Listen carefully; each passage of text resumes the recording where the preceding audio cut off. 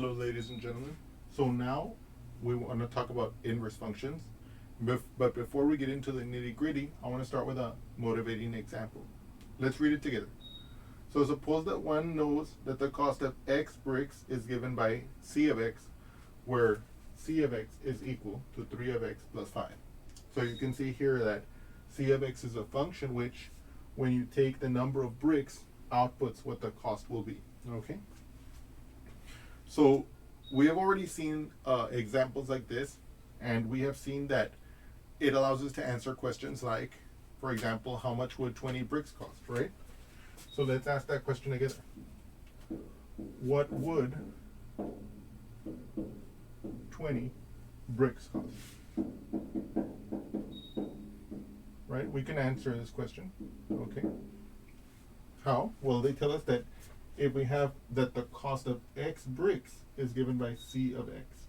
So we would say the cost of 20 bricks, so c of 20 would be equal to 3 times 20 in this case, plus 5. Right? Because the c of x is the function named c for cost, which takes an input x and outputs 3 times that x plus 5. In this case, I'm taking in the value 20, so the cost of the 20 bricks is gonna be 3 times 20 plus 5.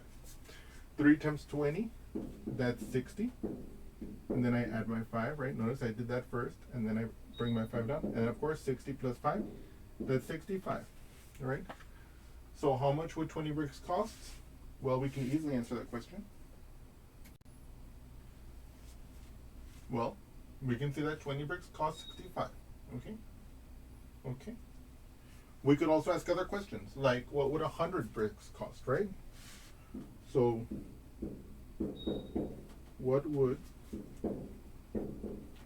100 bricks cost? Okay.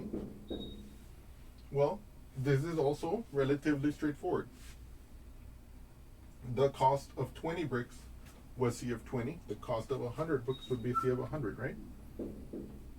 Because this is the cost for x bricks will be 3 times that x plus 5.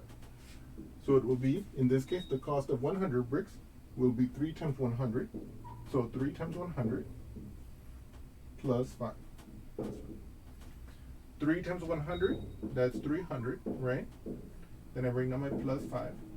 And then what's 300 plus 5? That's 305, right? So 100 bricks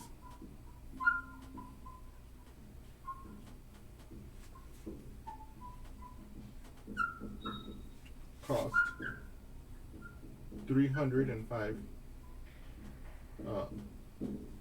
of whatever currency we're talking about, right? Let's say dollars. Okay.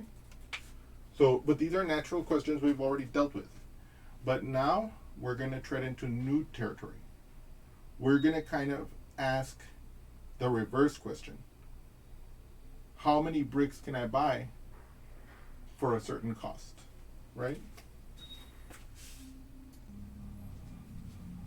Right? It's natural to ask how many bricks can I buy for a certain cost, right? So, for example,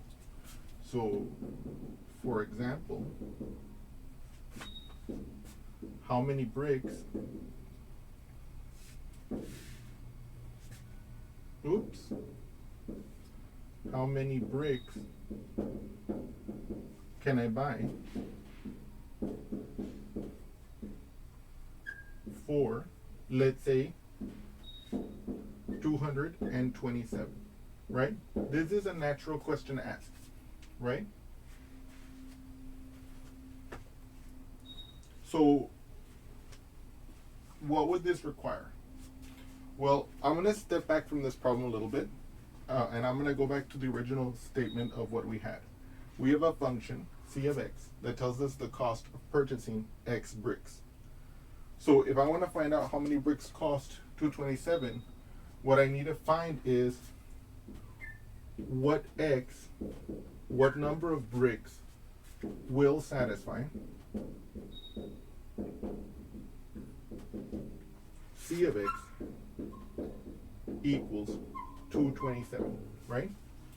That's a way of restating the question, or beginning to restate the question in a mathematical fashion, given our setup so far, right? So now the question becomes, aha, look at this expression. This function c of x, I can replace it with the expression in x, right? Because they're equal to each other, right? So I can rewrite this question as follows. So I need for 3x plus 5 to equal 227. All right? That's what I need to solve. So let's do that over here. So 3x plus 5 equals 227. Okay? How do I solve this? I begin by subtracting by 5 both sides, right? And I get 3x equals 222. Okay? I'm going to divide the left-hand side by 3. I'm going to divide the right-hand side by 3. So x will equal whatever this is. Let's do that here. How many times does 3 go into 222? Does 3 go into 2? No. Does 3 go into 22? Aha. 7, 14, 21. It goes in 7 times. 7 times 3 is 21. 2 minus 1 is 1. 2 minus 2 is 0, so I don't put that there. And I bring down my 2 here. Does 3 go into 12? Yes. 4 times. 4 times 3 is 12. 12 minus 12 is 0, right? So I can see that x is equal to 74. X is equal to 74. And what is the interpretation of this number? Naturally, the interpretation is that the $227 we were expecting to spend will buy us 74 bricks. So notice what we just did here. Originally, they gave us a function that took us from number of bricks and that gave us the cost. We asked a very natural question that's related to this, and it is to kind of go backwards. If I have this much money, how many bricks can I buy? And in this particular case, we answered it, right? So now we're going to build on that, okay? So we might want to ask the question, what about in general, right? So in the case before, we asked how many bricks can I buy for 227? Now I want to ask the question, can we find the number of bricks that would cost C, where C is some constant? It would lead to the same kind of implication. If I have this much to spend, right? I know, aha, I want to find, right? I want to find X so that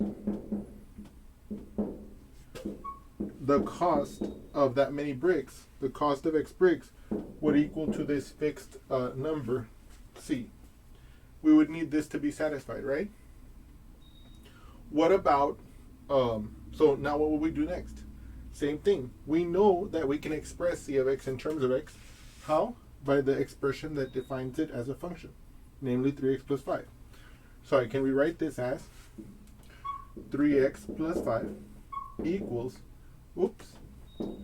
equals to that constant C. And we can proceed with the same approach. I'm going to solve for x. Minus 5 minus 5. I get 3x equals C minus 5. I'm going to divide by 3. Right? And this gives me x is equal to 1/3 C minus 5/3. Okay? See, if you simplify this right hand side, you can see it like that. Okay? Now what if I let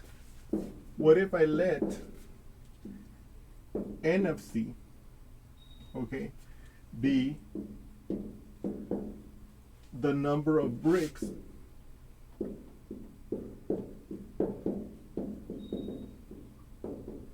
to achieve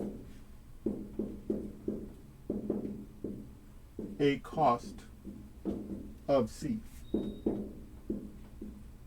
right? So if I let this be the case, then what we can see, it must be this expression. See, for a given cost of C, which is in general here, I saw that if I set the cost equal to that C, I arrive at a number of bricks expressed like this, 1/3 C minus 5/3. So if N of C is the number of bricks for a given cost, then the N of C, is given by 1/3 C minus 5/3. Okay? So now I want to show you something that's going on here in a diagram. If I let X be the number of bricks, okay?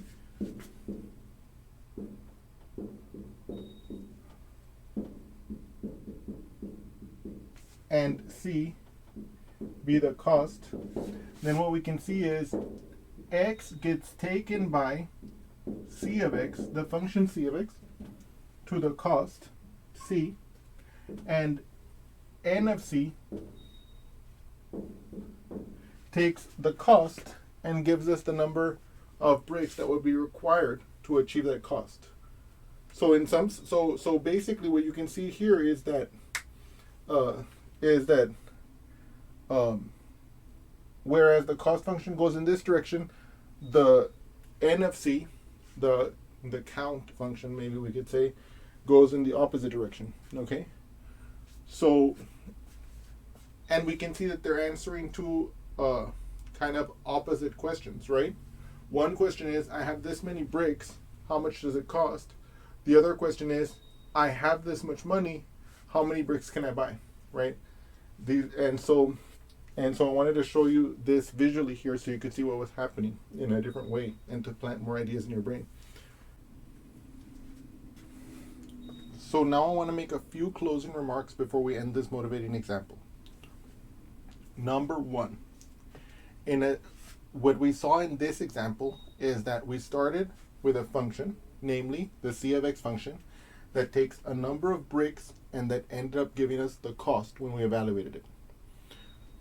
We later asked the question to ourselves, if I have a certain amount of money, can I find out how many bricks I could purchase with that? And we found out that did in fact lead us to a result. We did it first in a particular case when we had $227 and we wanted to find out how many bricks. We found 74. And then we asked the more general question, as algebra allows us to do. We said, if we had C, how many bricks could I buy with that? And we found that we could actually express that explicitly in this way, okay? And in a manner that we're going to make more precise soon, it turns out that this is an inverse function to this one and vice versa, number one. Number two, we're going to see in a manner that will be made precise later that an inverse function undoes what a function does, okay? Okay, we're going to see what that means more precisely later. And of course, this then leads to the next question, which is do all functions have inverses? And let me tell you right now that the answer to that is no. And finally, we will talk about the conditions under which functions will have inverses later as well. Okay, but I wanted to show you this first motivating example so that you could see that the idea of an inverse function and where they come from is a natural, it comes up naturally it comes up naturally in everyday situations where we would apply algebra. And in any case, I hope you've enjoyed this video, and I look forward to seeing you again soon. Thank you so much.